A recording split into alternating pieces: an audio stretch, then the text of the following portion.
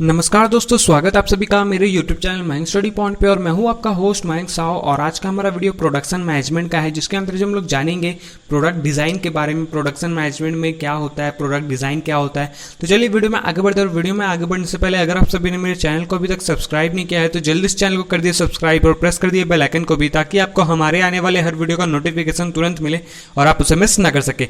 तो बढ़ते हैं आज का हमारे टॉपिक की तरफ। तो चलिए आज कुछ नया सीख लेते हैं।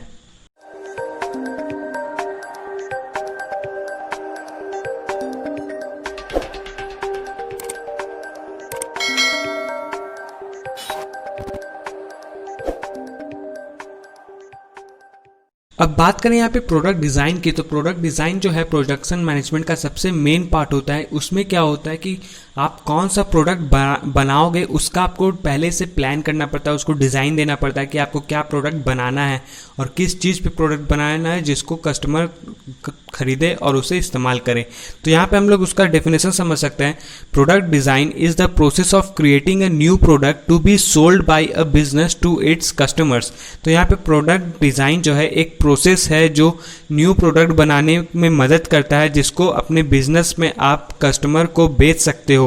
फिर product design is a cross functional knowledge intensive work at that has become increasingly important in today's fast paced globally competitive environment. तो यहाँ पे प्रोडक्ट डिज़ाइन जो है वो एक फंक्शनल क्रॉस है, नॉलेज आपको उससे नॉलेज मिलेगा, उसका एक फंक्शनल क्रॉस सबको समझ में आएगा।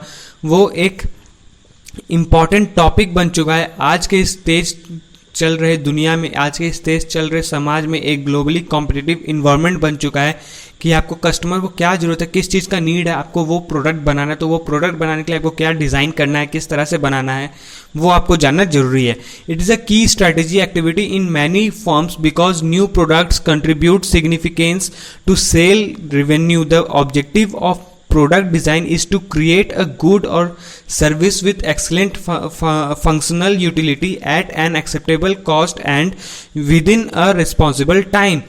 यहाँ पे ये बहुत ही अच्छा स्ट्रैटेजिक की है, बहुत ही अच्छा स्ट्रैटेजिक चाबी है जो आपके फर्म्स को बहुत ही अच्छा न्यू प्रोडक्ट के साथ कंट्रीब्यूट करता है, आपके सेल्स रेवेन्यू को बढ़ाता है, उसको सिग्निफिकेंस करता है। और साथ में आपके प्रोडक्ट डिज़ाइन जो है आपके सर्विस और आपके गुड को आगे बढ़ाता है, एक्सलेंट की तरफ बढ़ाता है आपके प्रोडक्ट डिज़ाइन को।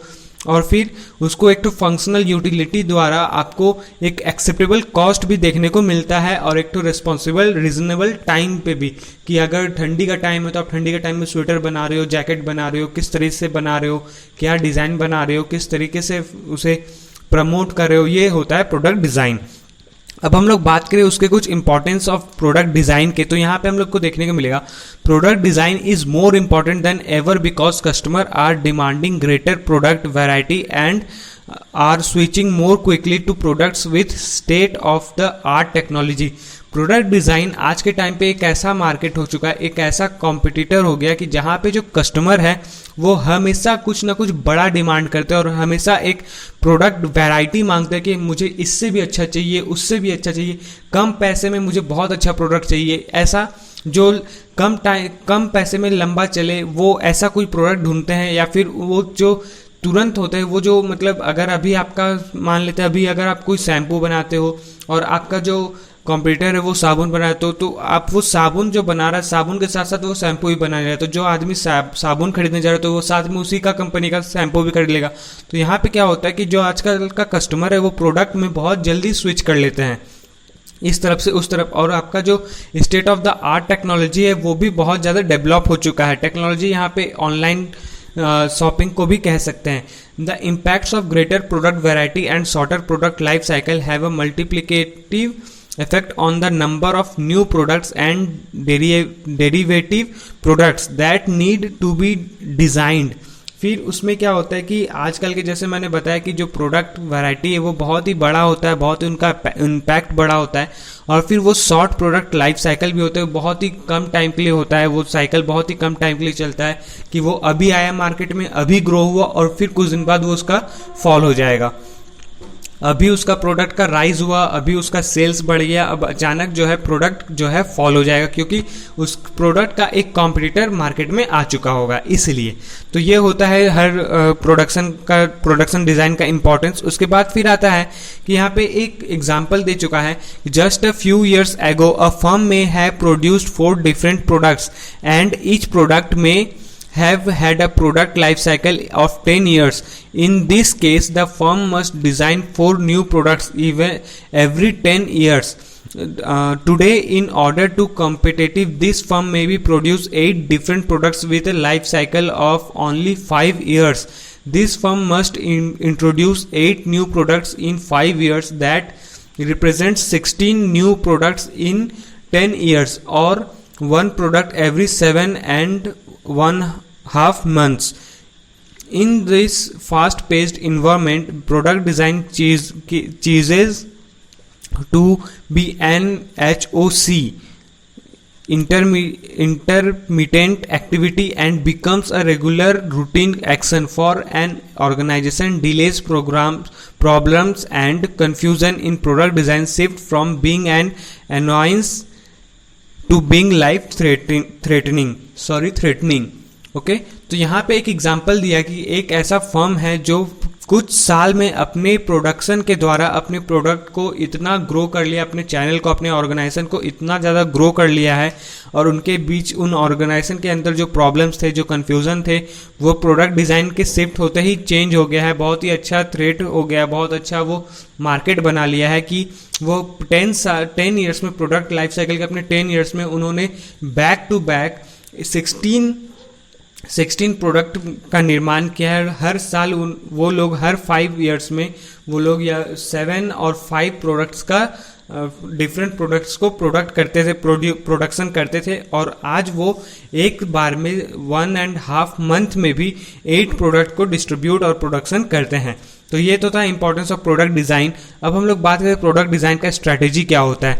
ए design strategy determines what product to make and why and how to innovative contextually in both the short term of the long term and the long term. A design strategy is the interplay between design, business and technology. A good product design strategy will define the product before it's created. तो यहाँ पे strategy क्या होता है product design का, कि सबसे पहले तो वो लोग प्रोडक्ट के बारे में समझते हैं कि उन्हें बनाना क्या, उनको वो डिफाइन करना होता है कि हमें क्या बनाना है, उनको एनालाइज करना होता है, उसको समझना पड़ता है कि हमें क्या बनाना है, कितने टाइम के लिए बनाना है, शॉर्ट टाइम के लिए बनाना है, लॉन्ग टाइम के लिए बनाना है, उसको सेल करने का क्या स्ट्रैटेजी होने वाला है, क्या बिजनेस एंड टेक्नोलॉजी उसमें यूज़ होने वाले हैं, क्या डिज़ाइन आने वाला है उन सभी के बीच में।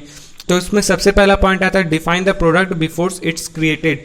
तो सबसे पहले हम लोग को यहाँ पे कोई भी ऑर्गेनाइजेशन में जो होता है, प्रोडक्ट बनने से पहले उनके बारे में बताया जाता है कि क्या बनने वाला है, कैसे बनने वाला है, क्यों बनने वाला है, ये डिफाइन किया जाता है प्रोडक्ट के बारे में। फिर give insight into what will make the product successful. फिर वहाँ पे बताया जाता है किसके मदद से हम लोग का जो प्रोडक्ट है सक्सेसफुल होगा, किसके मदद से हमारा जो प्रोडक्ट है वो बनेगा। फिर help you understand what you should design. फिर वहाँ पे समझने का कोशिश किया जाता है या फिर समझाने का कोशिश किया जाता है कि आपको क्या बनाना है, किस तरीके से आपको बनाना है, आपको कर्व में बनाना है, ओवल में बनाना है, स्क्वायर में बनाना है, रेक्टेंगल में बनाना है। फिर गाइड द डेवलपमेंट पाथ, फिर आपको उससे किस तरह से डेवलप करना है, आपको आगे उनका फ्यूचर क्या होने वाला है, उनका ग्रोथ क्या होने वाला है, अपॉर्चुनिटी उनको क्या मिलने वाला है। फिर हेल्प विद डिज़ाइन डिसीजन, फिर उनको जो डिज़ाइन है उनको एक डिसीजन लिया जाए कि हाँ मैं इस साल ओवल में दूंगा, अगला साल स्क्वायर में दूंगा, अगले साल सर्कल में दूंगा, ऐसे आपको डिसीजन लेना पड़ता है। फिर incorporate other discipline into the design process।